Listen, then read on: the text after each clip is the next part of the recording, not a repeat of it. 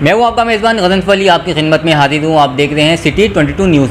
जी नाज़रीन, मैं इस वक्त औरंगी टाउन में वाक़े डॉक्टर ज़ाकिर हुसैन आदिल साहब के घर पर मौजूद हूँ। डॉक्टर ज़ाकिर हुसैन आदिल साहब किसी तारुफ़ के मोहताज नहीं, आलमी शोहरत याफ्ता शायर, मुसन्निफ़, अदीब, सहाफ़त और इंटरनेशनल ह्यूमन राइट काउंसिल के एग्जीक्यूटिव मेंबर। बात करते हैं इनकी शायरी के हवाले से। अस्सलाम वालेकुम। जनाब, क्या सर, ये पहले शायरी के हवाले से पहले बताएं, आपने इस शायरी का सिलसिला कब से शुरू किया और किसको देख के आपने शुरू किया? देखिए, मैंने 12 साल की उम्र से शेर कहना शुरू किया है। और जब मैं ये देखता था कि हमारे जो बड़े हैं शोरा, गालिब, मीर और ज़ौक़, नासिक, साहिर, मजाज, शकीब, तो मैं ये सोचता था कि इन लोगों ने इतने बड़े बड़े काम कर दिए हैं, क्या हम भी कोशिश करें तो कुछ कर सकते हैं। तो इस सोच ने जो है इस तरफ राग़िब किया कि मैं कहना शुरू करूं। तो इस तरह से शायरी का आगाज़ हुआ। कितने अवार्ड मिल चुके हैं अब तक आपको? लोकल अवार्ड जो है मुल्की सतह पे तो बेशुमार अवार्ड मिले हैं। मैं समझता हूँ कम से कम 60-70 अवार्ड तो कहीं नहीं गए जो जिन्हें गिना जा सके, जो गिनती के लायक हों। लेकिन जो इंटरनेशनल अवार्ड मुझे एक मिल चुका है, मैं समझता हूँ वो सब पे भारी है, वो काफ़ी है। अच्छा, ये बताएं, इंटरनेशनल ह्यूमन राइट्स काउंसिल के भी आप एग्जीक्यूटिव मेंबर हैं, तो ये आपने ये कहाँ से स्टार्ट लिया और ये है क्या चीज़? मतलब कि ज़्यादा लोगों को अवेयरनेस नहीं सवाल से, क्योंकि हम देखते हैं कि पाकिस्तान में इतनी ह्यूमन राइट्स है, वो फलां शख्स है, वो फलां ह्यूमन राइट्स, ओरिजिनल जेन्युइन कौन सी ह्यूमन राइट्स है, इस पर थोड़ा हमें ब्रीफ करें। लोग काम कर रहे हैं लोकल ह्यूमन राइट्स पे, वो भी हमारे नज़दीक तो काबिल एहतराम ही है, क्योंकि इंसानियत की बका के लिए तो सोच वो भी रखते हैं। लेकिन चूंकि उन्हें आगाही नहीं है, इसलिए अपने आप को इंटरनेशनल सतह पे जोड़ नहीं पाते। ये वो कमीशन है माशाल्लाह, वो तो कंट्री वाइज काम करता है, बहुत अच्छा काम कर ही रहा है। लेकिन अल्हम्दुलिल्लाह हमें ये एजाज़ हासिल है कि हम इंटरनेशनल आर्टिकल नंबर 20 सेक्शन 1 के तहत काम कर रहे हैं, जो कि पूरी दुनिया में एक मुनफरिद और अलग पहचान है। और तमाम जितने ह्यूमन राइट्स वाले काम कर रहे हैं हमारे साथी, उन्हें चाहिए कि वो आर्टिकल्स के फ़रोग़ के लिए काम करें, जो इंटरनेशनल आर्टिकल्स पूरी दुनिया में लागू होते हैं। लेकिन अलमिया ये है कि चूँकि आगाही नहीं होने की वजह से वो इस वक्त उस अंदाज से काम नहीं कर पा रहे जिस अंदाज से उन्हें काम करना चाहिए।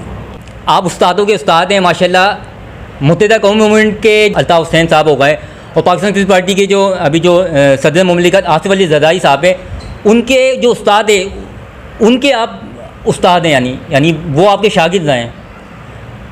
ये बताएं, औरंगी टाउन में सबसे पहले कौन आपके पास यहाँ पे आया, और औरंगी टाउन का नाम कैसे तजवीज़ किया आप लोगों ने?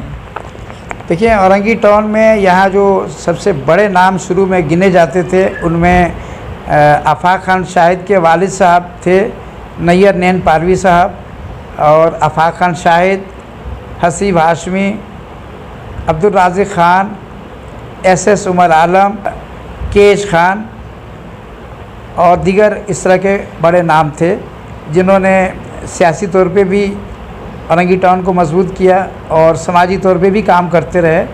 उनके साथ साथ जो है उन्होंने हमसे रहनुमाई लेते हुए इन कामों को और अच्छा बढ़ाया आगे। लेकिन हम चूँकि शेर व अदब के हवाले से हमने बुनियाद रखी थी कारदान मशरिक़ की, और कारदान मशरिक़ में शायरों और अदीबों का ये इदारा था पहला औरंगी का। औरंगी इसका नाम यूँ रखा गया कि ऊंची, चूँकि यहाँ पहाड़ियाँ थीं, ऊंची जगहें थीं, तो औरंग कहते हैं ऊंची जगह को, तो औरंगी टाउन इस तरह से नाम इसका रखा गया। और यहाँ पहाड़ियाँ थीं, हमारे यहाँ गयूर लोगों ने उन पहाड़ियों को काट कर रास्ते हमवार किए और जगहें बनाई। हुकूमतों का बहुत कम ताउन होता था, लेकिन अपनी मदद आपका जज्बा बहुत ज़्यादा होता था। औरंगी के अवाम ने अपनी मेहनत से ये मुकाम बनाया, और आज औरंगी टाउन एक पूरा शहर खुद गिना जाता है, पूरा शहर, बहुत बड़ी आबादी, घनी आबादी है। जो सियासी रहनुमा जो आपसे मिल नहीं सका औरंगी टाउन में, रईस अमरूई जो आबादी है, रईस अमरूई ने जो मंशूर लिखा था MQM का, तो इस रईस अमरूई आबादी की हमें तारीख बताएं।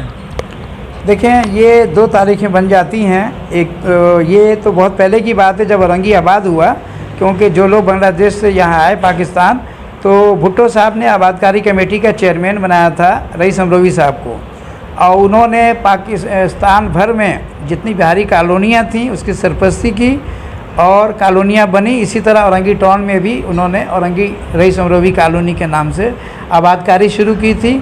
शराजी साहब के घर पे जो है बैठ के उसकी रसीदें भी काटी जाती थी और मुशावरत भी होती थी।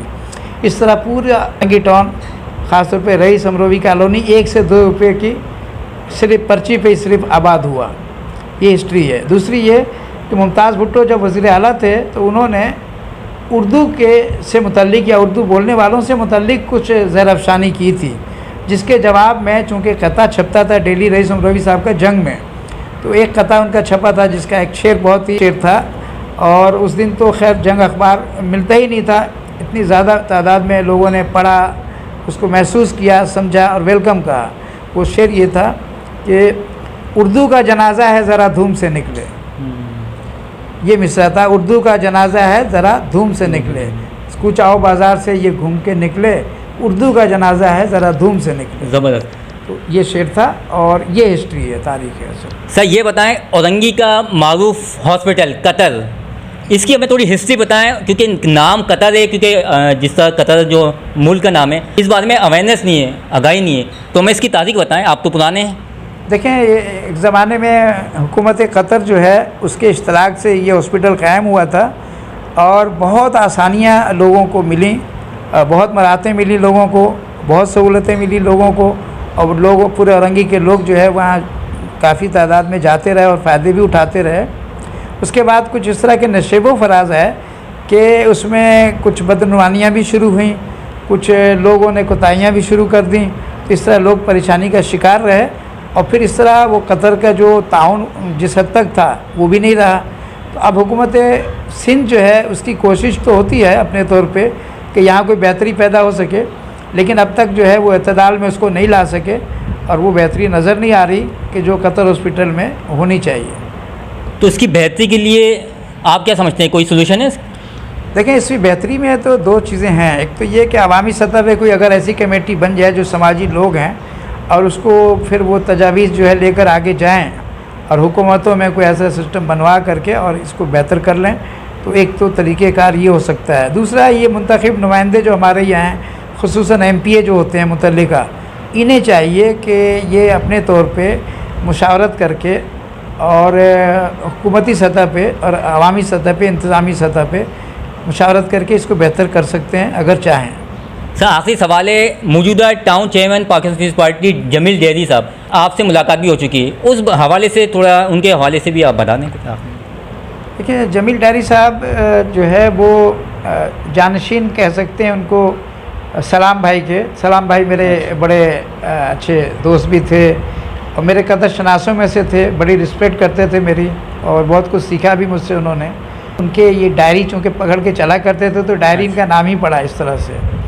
और माशाल्लाह ये अच्छा जज्बा रखते हैं जमील डेहरी साहब अपनी कम्युनिटी के लिए, खुसूसन बिहारी कम्युनिटी के लिए उनकी अच्छी सोच है और वो चाहते तो हैं कि बिहारी कम्युनिटी आगे तरक्की करे और औरंगी टाउन तरक्की करे, लेकिन उनके इर्द गिर्द मैं समझता हूँ कुछ ऐसे लोग भी हैं खुशामद पसंद जो सही खतूत पे उन्हें काम नहीं करने देना चाहते या नहीं कर पाते वो इसकी वजह से।